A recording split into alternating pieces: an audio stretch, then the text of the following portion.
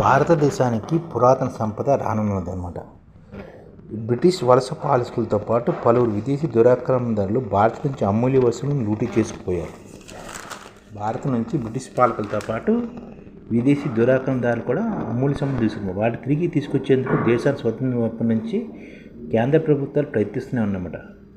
పురాతన వస్తువులను భారత్కు అప్పగించడానికి అమెరికా కూడా ముందుకొచ్చింది.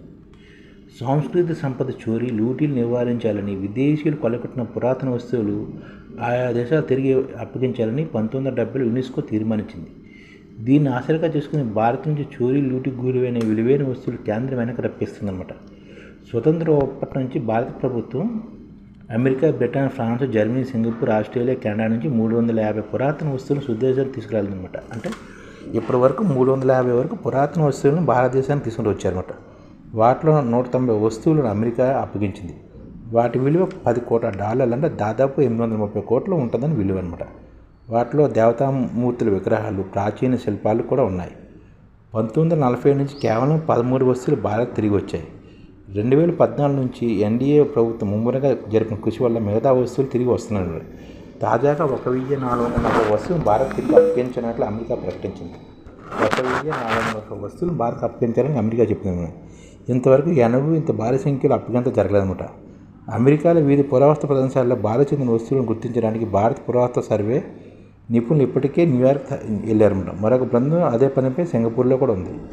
విదేశాల నుంచి లూటీ, చోరీ చేసే సాంస్కృతిక వస్తువులను ఆయా దేశాలకు తిరిగి అప్పగించాలని అమెరికాలో దర్యాప్తు సంస్థలు గట్టిగానే ప్రయత్నిస్తున్నాయి.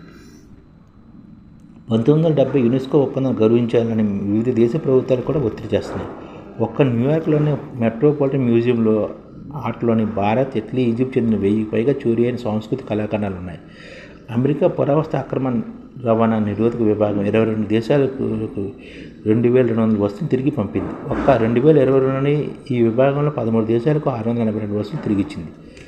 భారత్కు ఏటా 1000కి పైగా పురాతన వస్తువులు చోరీ గురి విదేశాలు చేరుతున్నమాట. భారత్ నుంచి ప్రతి సంవత్సరం 1000 వస్తువులు చోరీ అయ్యి విదేశాలకు వెళ్తున్నాయి ప్రతి సంవత్సరం.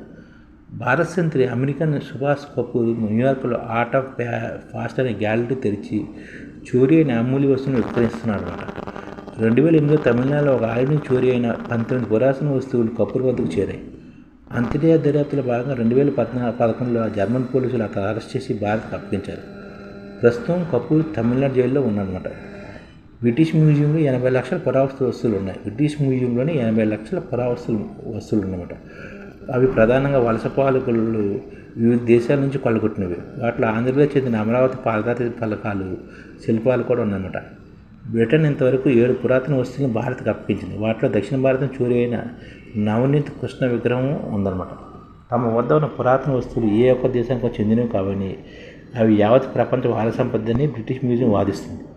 వాటికి తమ సంరక్షణలు మాత్రమే అని చెప్తుందన్నమాట. ఈ వస్తువులను ఆయా దేశాలకు అప్పగించిన చట్టవిరుద్ధమని 1963 నాటి బ్రిటిష్ మ్యూజియం చట్టం స్పష్టం చేస్తుందన్నమాట.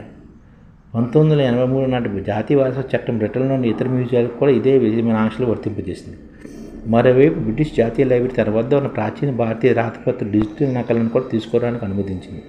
త్వరలో భారతీయ సంస్కృతి శాఖ అధికారులు ఈ పని మొదలుపెట్టనున్నారన్నమాట. బ్రిటిష్ లైబ్రరీలో 10,000కి పైగా పురాతన సాంస్కృతిక పాలీ రాతపత్రులు ఉన్నాయన్నమాట. వాటి నకలు తీసి కార్యక్రమం త్వరలో మొదలవుతుందన్నమాట. మొత్తం మీద జాతీయ అంతర్జాతీయ స్థాయిలో సంస్కృతి వారసత్వాన్ని హక్కుదారులకు బదిలీ చేయడానికి పెద్ద ప్రయత్నం జరుగుతుందన్నమాట. ఒక బ్రిటిష్ మ్యూజియం దగ్గర దాదాపుగా బ్రిటిష్ మ్యూజియంలో 80 లక్షల పురాతన వస్తువులు ఉన్నాయట. ఇవి ఇతర దేశాల నుంచి బ్రిటిష్ వారు కొల్లగొట్టినవి అన్నమాట. ఇది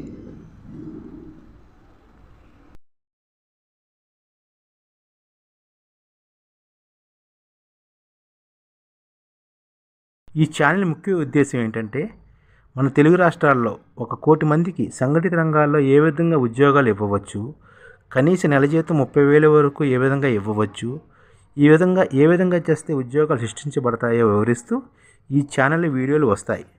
అలాంటి వీడియోలు మీకు కావాలంటే మన ఐడిఎఫ్ భాస్కర్ ఛానల్ని సబ్స్క్రైబ్ చేసుకోండి. ఐడిఎఫ్ అంటే ఇండియన్ డెవలప్మెంట్ ఫోర్స్. ఈ వీడియోలు చూసిన తర్వాత మీకు నచ్చితే లైక్ చేయండి, మీ ఫ్యామిలీ మెంబర్స్కి షేర్ చేయండి, మరియు మీ ఫ్రెండ్స్కి షేర్ చేయండి. Thank you. నమస్కారం.